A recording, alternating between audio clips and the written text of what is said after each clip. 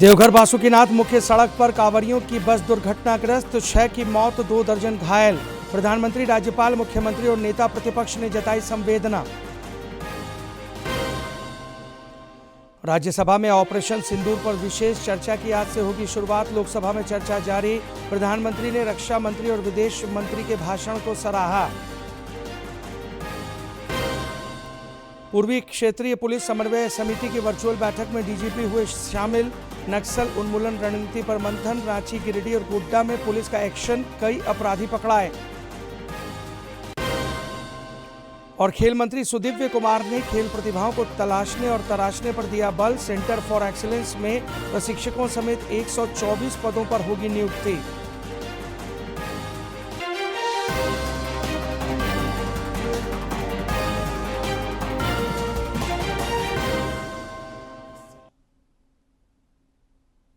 नमस्कार, प्रादेशिक समाचार में आपका स्वागत है। इस वक्त की तमाम ताज़ा तरीन और अहम खबरों को लेकर हाजिर हूं मैं राहुल शर्मा। बुलेटिन की शुरुआत करते हैं। इस वक्त लोकसभा और राज्यसभा में विशेष चर्चा हो रही है। ऑपरेशन सिंदूर को लेकर क्या कुछ बयान दे रहे हैं केंद्रीय गृह मंत्री अमित शाह। सीधे आपको लिए चलते हैं। होती तो वो ही करते मगर नहीं करा, क्योंकि रक्षा मंत्री जी ने बहुत बारीकी से ऑपरेशन सिंदूर की सफलता, इसकी जरूरियात, इसकी प्रासंगिकता और इसके परिणाम, इसके बारे में बहुत अच्छे तरीके से सदन के माध्यम से पूरी देश की जनता के सामने रखा जाए। मगर फिर भी उन्होंने बहुत सारे सवाल किए। अब सवाल किए हैं तो मुझे जवाब देना भी पड़ेगा, उनको सुनना भी पड़ेगा। मान्यवर, मैं पूरा घटनाक्रम बताना चाहता हूं। मान्यवर, 22 अप्रैल को पहलगांव में आतंकवादी हमला हुआ।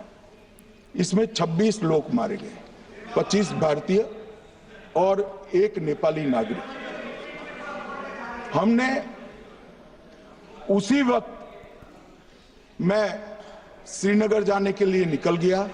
रात को ही सुरक्षा बलों की मीटिंग कर ये भाग न पाए इसकी व्यवस्था की। माननीय मोदी जी ने 23 और 30 अप्रैल को सीसीएस की मीटिंग चेयर की। ये कह रहे हैं, मैं आज बताना चाहता हूं कि सीसीएस की 23 अप्रैल की मीटिंग में क्या हुआ।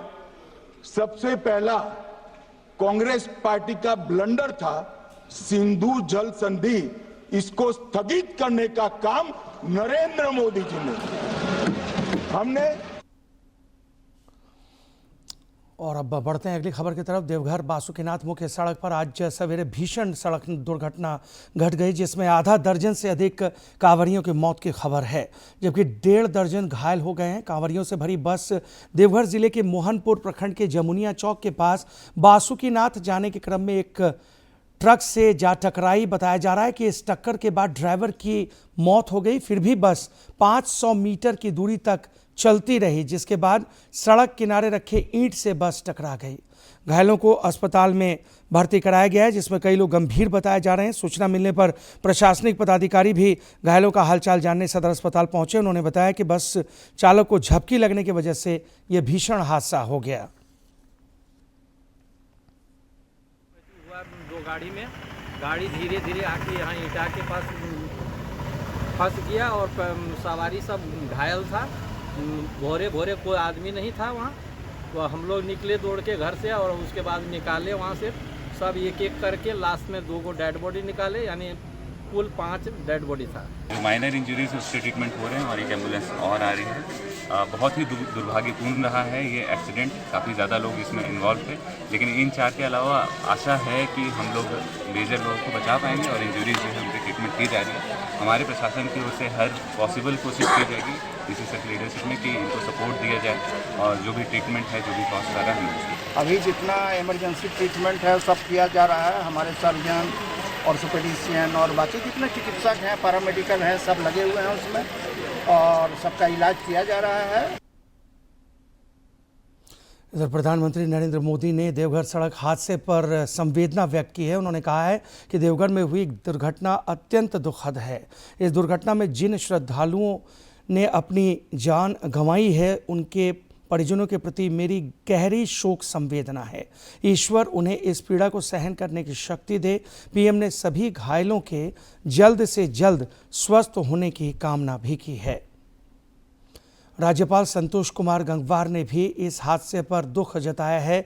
उन्होंने कहा है कि देवघर से बासुकीनाथ जा रही कांवरियों की बस दुर्घटना में कई श्रद्धालुओं के निधन का समाचार अत्यंत दुखद और पीड़ादायक है। उन्होंने बाबा भोलेनाथ से घायल श्रद्धालुओं के शीघ्र स्वस्थ होने की प्रार्थना की है। इधर मुख्यमंत्री हेमंत सोरेन ने बस दुर्घटना पर संवेदना व्यक्त करते हुए कहा है कि जिला प्रशासन द्वारा राहत और बचाव कार्य के साथ घायलों को चिकित्सा सुविधा उपलब्ध कराई जा रही है। उन्होंने दिवंगत आत्माओं की शांति और शोकाकुल परिजनों को दुख सहन करने की शक्ति प्रदान करने की प्रार्थना भी की है।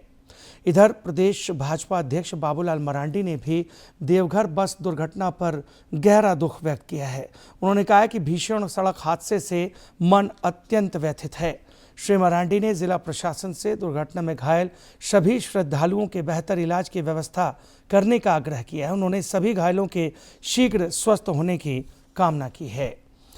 उधर गोड्डा सांसद निशिकांत दुबे ने भी इस घटना पर दुख व्यक्त किया है। उन्होंने बाबा वैद्यनाथ से परिजनों को दुख सहन करने की शक्ति प्रदान करने की प्रार्थना की है। कई राजनेताओं ने भी देवघर सड़क दुर्घटना पर गहरी संवेदना व्यक्त की है। लोकसभा में ऑपरेशन सिंदूर पर विशेष चर्चा जारी है, जबकि राज्यसभा में भोजनावकाश के बाद इस पर चर्चा शुरू होने जा रही है। रक्षा मंत्री राजनाथ सिंह राज्यसभा में चर्चा की शुरुआत करेंगे। इधर कल लोकसभा में ऑपरेशन सिंदूर पर विशेष चर्चा हुई। प्रधानमंत्री नरेंद्र मोदी ने रक्षा मंत्री राजनाथ सिंह और विदेश मंत्री एस जयशंकर के भाषणों की सराहना की है।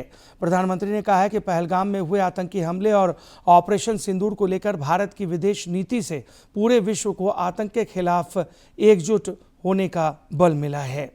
झारखंड विधानसभा का मानसून सत्र 1 से 7 अगस्त तक चलेगा। विधानसभा अध्यक्ष रविंद्रनाथ महतो ने सदन के सुचारू संचालन पर विचार विमर्श के लिए 31 जुलाई को सर्वदलीय बैठक बुलाई है। इस दिन सत्ता पक्ष के विधायकों की भी बैठक होगी। 1 अगस्त को भाजपा ने पार्टी विधायकों की बैठक बुलाई है। विधानसभा के मानसून सत्र में इस बार कुल 5 कार्य दिवस होंगे। 4 अगस्त को सरकार द्वारा अनुपूरक बजट पेश किया जाएगा। इधर विधानसभा के मानसून सत्र को लेकर 1 से 7 अगस्त के बीच परिसर के 750 मीटर के दायरे में निषेधाज्ञा लागू कर दी गई है। प्रवीण प्रभाकर को आजसू पार्टी का केंद्रीय उपाध्यक्ष बनाया गया है। वहीं दीपक महतो को केंद्रीय महासचिव और संजय मेहता को केंद्रीय महासचिव के साथ सह प्रवक्ता का दायित्व सौंपा गया है। पार्टी के प्रदेश अध्यक्ष सुदेश कुमार महतो ने कई अन्य नेताओं को भी पार्टी संगठन में महत्वपूर्ण जिम्मेदारी सौंपने पर अपना विचार जताया है।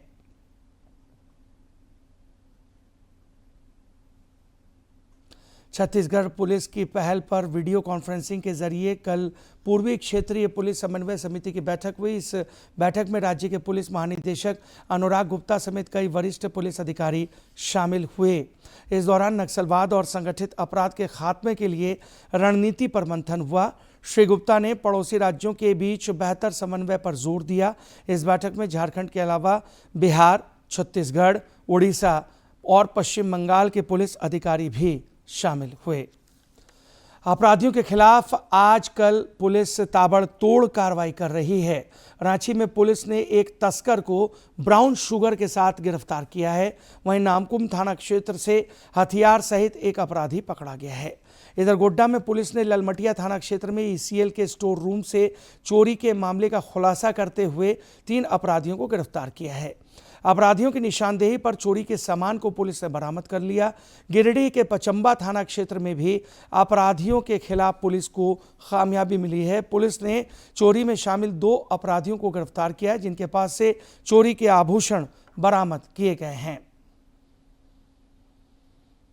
उच्चतम न्यायालय में झारखंड से जुड़े 2 महत्वपूर्ण मामलों पर कल सुनवाई हुई। पुलिस महानिदेशक अनुराग गुप्ता की नियुक्ति को चुनौती देने वाली प्रदेश भाजपा अध्यक्ष बाबूलाल मरांडी की याचिका पर भी सुनवाई हुई। सरकार की ओर से पक्ष रखने के लिए समय की मांग की गई। अब इस मामले में 19 अगस्त को अगली सुनवाई होगी। शीर्ष अदालत में सहायक आचार्य नियुक्ति से जुड़े अवमानना याचिका पर भी सुनवाई हुई। अदालत ने जेएसएससी के रवैये पर कड़ी नाराजगी जाहिर करते हुए झारखंड प्रारंभिक विद्यालय प्रशिक्षित सहायक आचार्य संयुक्त प्रतियोगिता परीक्षा के सभी कैटेगरी और सभी विषयों का रिजल्ट 14 अगस्त तक जारी करने के निर्देश दिए। झारखंड उच्च न्यायालय में प्रतिबंधित वन क्षेत्र में पत्थरों के अवैध उत्खनन पर दायर याचिकाओं पर भी सुनवाई हुई। अदालत ने राज्य सरकार को इस मामले में जवाब दाखिल करने का निर्देश दिया है। इस पर सरकार की ओर से 2 सप्ताह का समय मांगा गया। इसे खंडपीठ ने स्वीकार कर लिया। अब 11 अगस्त को मामले की अगली सुनवाई होगी। केंद्र सरकार ने कृषि प्रक्षेत्र के विकास और किसानों को संबल प्रदान करने के लिए प्रधानमंत्री किसान सम्मान निधि योजना की शुरुआत की है। इससे पाकुड़ के किसानों को भी संबल मिला है और वे नई ऊर्जा से कृषि कार्य में जुट गए हैं। बाद समय से पहले अच्छी बारिश हुई है। इससे किसानों के चेहरे खिल उठे हैं और वे धान की खेती में जुट गए हैं। वहीं प्रधानमंत्री किसान सम्मान निधि योजना की राशि मिलने से इनकी खुशी दोगुनी हो गई है। किसानों ने कहा कि योजना की राशि से उन्होंने खाद, बीज और कृषि उपकरणों की खरीदारी की है। तो बहुत बढ़िया पानी हुआ है, इसमें धान रोपाई सब हो गया है और जो पैसा मिलता है सरकार से वो चासबास खाद वगैरह हम लोग खरीदते हैं। वहीं प्रखंड तकनीकी प्रबंधक मोहम्मद समीम ने कहा है कि सरकार की ओर से संचालित योजनाओं के माध्यम से किसानों को कृषि कार्य में काफी लाभ हुआ है और उनकी जीवन शैली में भी सुधार हुआ है। शुरू से अच्छी बारिश हुई है, जिसके कारण जो है किसानों के द्वारा जो है फसल अच्छा से किया गया है और फसल भी अच्छी है और अगर इसी तरह बारिश होती रही तो अच्छा उपज होगा। जिला कृषि पदाधिकारी मृत्युंजय कुमार ने कहा कि पिछले वर्ष की अपेक्षा इस वर्ष धान की उपज अधिक होने की उम्मीद है। साथ ही अन्य खरीफ फसलों के उत्पादन में बढ़ोतरी की संभावना है। इस वर्ष हम लोग जो वर्षा की हम लोग की अच्छी स्थिति है, उससे हम लोग ये आशा करते हैं कि उससे अधिक हम लोग धान का लक्ष्य पिछले वर्ष की तुलना में प्राप्त करेंगे। प्रधानमंत्री किसान सम्मान निधि योजना से न केवल सीमांत और जरूरतमंद किसानों को आर्थिक संबल मिला है, बल्कि साहूकारों से कर्ज लेने से भी उन्हें मुक्ति मिल गई है। साथ ही फसलों की उत्पादन क्षमता में भी बढ़ोतरी हुई है। डीडी न्यूज के लिए पाकुड़ से राम प्रसाद सिन्हा की रिपोर्ट। विराम के बाद एक बार फिर से आपका स्वागत है। बढ़ते हैं अगली खबर की तरफ। नई शिक्षा नीति 2020 के 5 वर्ष पूरे हो गए हैं। आइए देखते हैं रिपोर्ट। राष्ट्रीय शिक्षा नीति 2020 ने प्री प्राइमरी से लेकर विश्वविद्यालय स्तर तक की शिक्षा में क्रांतिकारी बदलावों का रास्ता साफ किया है। शिक्षा नीति लागू होने के 5 साल बाद इस नीति के विभिन्न प्रावधान धरातल पर दिखने लगे हैं। प्राथमिक शिक्षा की बात करें तो पहली बार प्री प्राइमरी शिक्षा को नीति के तहत शिक्षा प्रणाली का हिस्सा बनाया गया है। इसी के तहत केंद्र सरकार ने 3 से 6 साल तक के बच्चों के लिए बाल वाटिका नाम से प्री प्राइमरी कक्षाओं की शुरुआत कर दी है। देश के 4 लाख से अधिक स्कूलों में छोटे छोटे बच्चों को खेल खेल में पढ़ाई कराई जा रही है, जहां बच्चों के मानसिक, शारीरिक, सामाजिक और रचनात्मक विकास का पूरा ध्यान रखा जा रहा है। शिक्षा नीति की भावना के अनुरूप केंद्र सरकार ने जुलाई 2021 में निपुण भारत अभियान की शुरुआत की। इस अभियान के तहत देश के सभी प्राथमिक विद्यालयों में पढ़ाई कर रहे बच्चों में 2026 तक मूलभूत साक्षरता और संख्या ज्ञान सुनिश्चित करने का लक्ष्य रखा गया है। राष्ट्रीय शिक्षा नीति को लागू करने की दिशा में महत्वपूर्ण कदम उठाते हुए केंद्र सरकार ने 2022 में पीएम श्री योजना की शुरुआत की। इस योजना के तहत देश भर के 14,500 से अधिक स्कूलों को पीएम श्री यानी प्रधानमंत्री स्कूल्स फॉर राइजिंग इंडिया के तौर पर अपग्रेड किया जा रहा है। राष्ट्रीय शिक्षा नीति 2020 और नेशनल करिकुलम फ्रेमवर्क 2023 के आधार पर NCERT ने बाल वाटिका से लेकर कक्षा 8 तक की पाठ्य पुस्तकें उपलब्ध करा दी हैं, जो बच्चों में समग्र शिक्षा और क्रिटिकल थिंकिंग को बढ़ावा दे रही हैं। NEP ने ये कहा था मातृभाषा आधारित शिक्षा को प्रारंभिक अवस्था में किया जाए। CBSE ने आज सभी स्कूलों को ये दायित्व दिया है कि प्रारंभिक अवस्था के पढ़ाने के माध्यम मातृभाषा हो। ANRF अनुसंधान नेशनल रिसर्च फाउंडेशन आज रूप ले चुका है। उसमें 50,000 करोड़ रुपया की सरकार ने वित्तीय प्रबंधन किया है। भारत में लर्निंग आउटकम एक चुनौती है। धीरे धीरे जो इन दिनों में रिपोर्ट आई है, भारत की लर्निंग आउटकम में इम्प्रूव हुई है। राष्ट्रीय शिक्षा नीति के प्रावधानों के मुताबिक ही UGC ने 2023 में भारत में विदेशी उच्चतर शिक्षा संस्थानों के परिसरों की स्थापना और संचालन से संबंधित रेगुलेशन को अधिसूचित किया। इसके मुताबिक वैश्विक रैंकिंग में शीर्ष 500 में आने वाले संस्थान भारत में अपने कैंपस स्थापित कर सकेंगे। इससे प्रतिभावान भारतीय छात्रों को देश में ही सस्ती और गुणवत्तापूर्ण उच्च शिक्षा हासिल हो सकेगी। एक महत्वपूर्ण बदलाव के तहत उच्च शिक्षा में मल्टीपल एंट्री और एग्जिट की व्यवस्था की गई है। इस व्यवस्था ने छात्रों को पढ़ाई छोड़ने के बाद दोबारा शुरू करने का अवसर दिया है। देश के 153 विश्वविद्यालयों और 97 केंद्रीय संस्थानों में ये सुविधा लागू हो चुकी है। इसके अलावा उच्च शिक्षा को बहुविषयक बनाया गया है और छात्र अब अपनी रुचि के हिसाब से विषयों का चयन कर पढ़ाई कर सकते हैं। यूजीसी ने 2022 में गाइडलाइंस जारी की, जिसके मुताबिक छात्र अब एक साथ 2 डिग्री पाठ्यक्रमों की पढ़ाई भी कर सकते हैं। गत 5 साल में राष्ट्रीय शिक्षा नीति 2020 ने भारत की शिक्षा प्रणाली को अधिक समावेशी, नवाचारी और गुणवत्तापूर्ण बनाने की दिशा में उल्लेखनीय प्रगति की है। ये नीति छात्रों को जिज्ञासु, सक्षम और 21वीं सदी की जरूरतों के अनुरूप समर्थ नागरिक बनने के लिए एक सशक्त आधार प्रदान कर रही है। निशांत सौरभ की रिपोर्ट, डीडी न्यूज।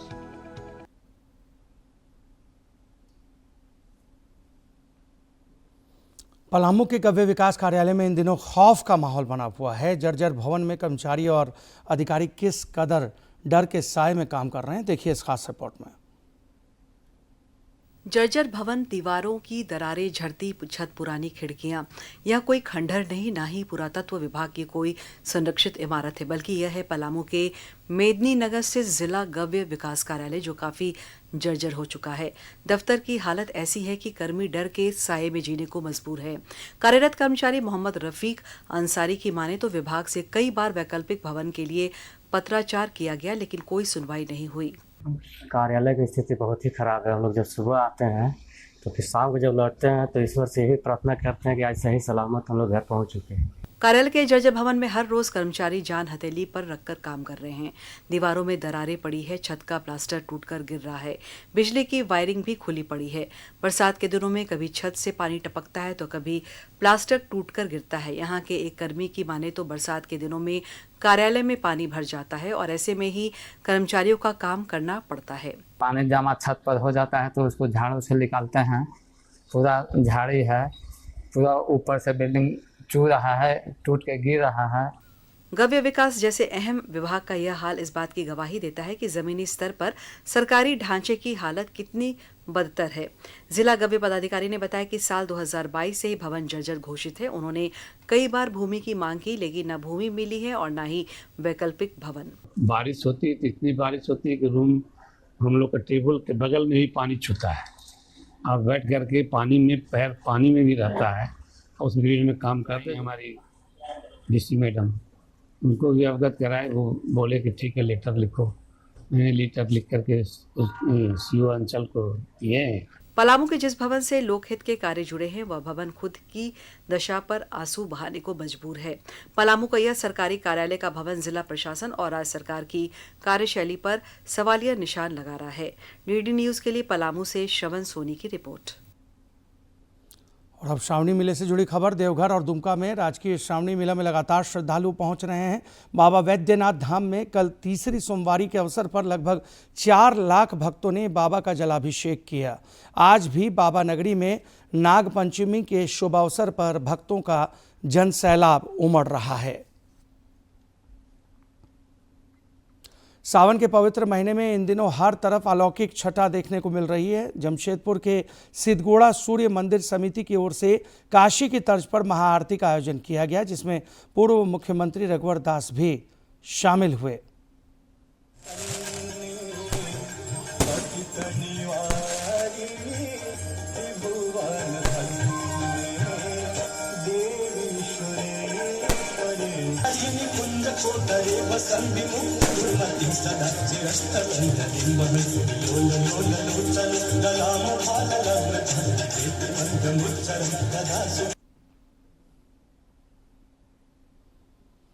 इधर त्योहारी मौसम में मिलावटी खाद्य पदार्थों पर खाद्य सुरक्षा विभाग की पैनी नजर है। गिरिडीह जिले के डुमरी प्रखंड में कई मिठाई दुकानों की जांच की गई। खाद्य सुरक्षा पदाधिकारी डॉक्टर पवन कुमार ने अपनी टीम के साथ मिठाइयों की गुणवत्ता की जांच की। इस दौरान एक संचालक के पास मिठाई फैक्ट्री चलाने का लाइसेंस तक नहीं पाया गया। हम लोग ने जांच अभियान चलाया है तो कुल्लू में जो मनोज साहु का फैक्ट्री थी जिसका लाइसेंस उन्होंने नहीं दिखाया है, उनको बोला गया कि आप लाइसेंस पक्की दिखाइए और बहुत ही गंदगी अनहाइजीनिक कंडीशन में खाद्य पदार्थों का निर्माण किया जा रहा है। तो हम लोगों ने मिठाइयों का सैंपल लिया है और निर्देश दिया गया है कि लाइसेंस लेकर ही काम करेंगे, साफ सुथरा स्थिति में ही तब तक अपना फैक्ट्री को बंद रखेंगे। खेल मंत्री सुदिव्य कुमार ने कल रांची में स्पोर्ट्स अथॉरिटी ऑफ झारखंड की बैठक में हिस्सा लिया। इस दौरान खेल विकास के विभिन्न एजेंडों पर चर्चा की गई। राज्य के सेंटर फॉर एक्सीलेंस में प्रशिक्षकों समेत 124 पदों पर नियुक्ति पर भी सहमति बनी। खेल मंत्री ने खेल प्रतिभाओं को तलाशने और तराशने पर बल दिया।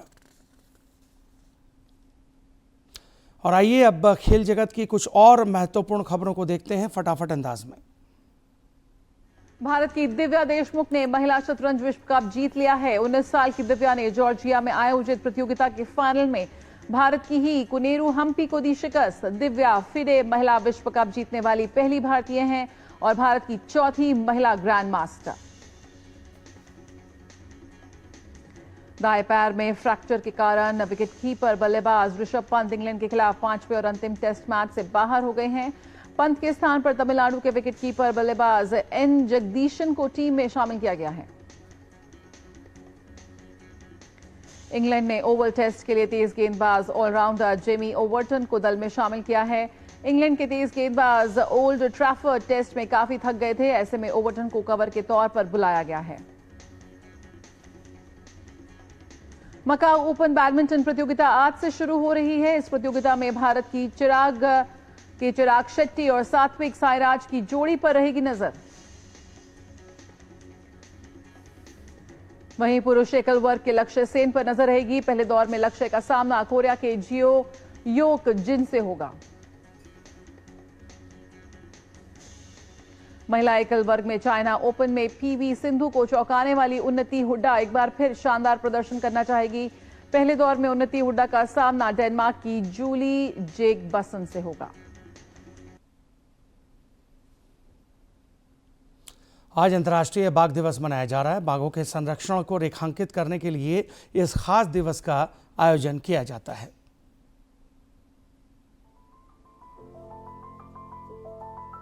जो कहानी एक था टाइगर के साथ शुरू होकर टाइगर जिंदा है तक पहुंची है, वो वहीं न रुकेगी। आज हम गर्व के साथ कह सकते हैं दुनिया के सबसे बड़े और सबसे सुरक्षित हैबिटाट्स में से एक है।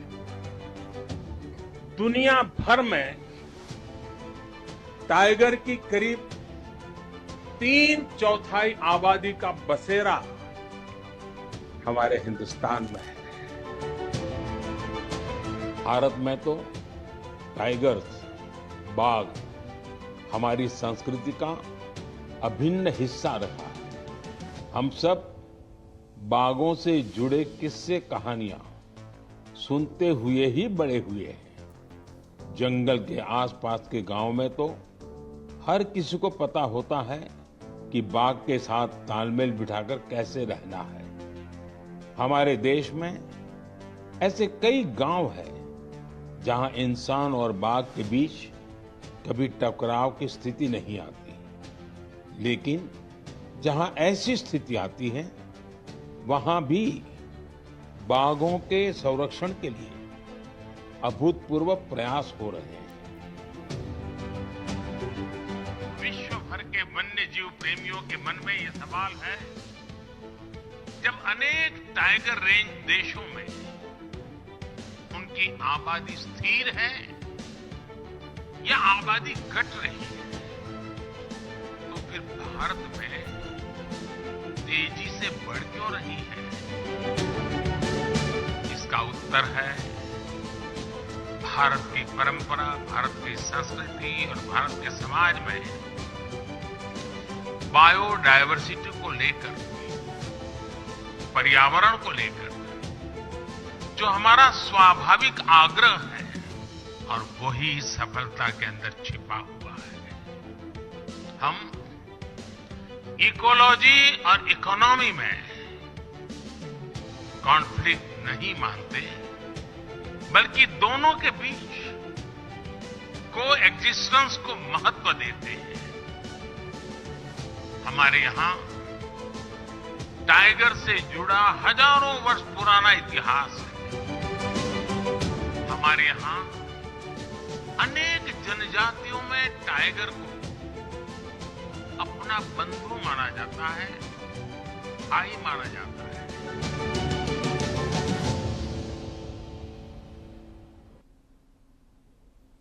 राज्य में मानसून की गतिविधि फिलहाल सामान्य बनी हुई है। आज और कल राज्य के कई इलाकों में जोरदार बारिश के आसार हैं और इस अवधि में आंधी और वज्रपात की भी आशंका जाहिर की जा रही है। इधर पिछले 24 घंटे के दौरान जामताड़ा और करमाटांड में सर्वाधिक 148 मिलीमीटर बारिश रिकॉर्ड की गई है। राज्य में 1 जून से 28 जुलाई के बीच करीब 53% ज्यादा बारिश हुई है। और इसके साथ इस बुलेटिन में फिलहाल इतना ही। दीजिए इजाजत, लेकिन चलते चलते एक नजर अब तक की सुर्खियों पर।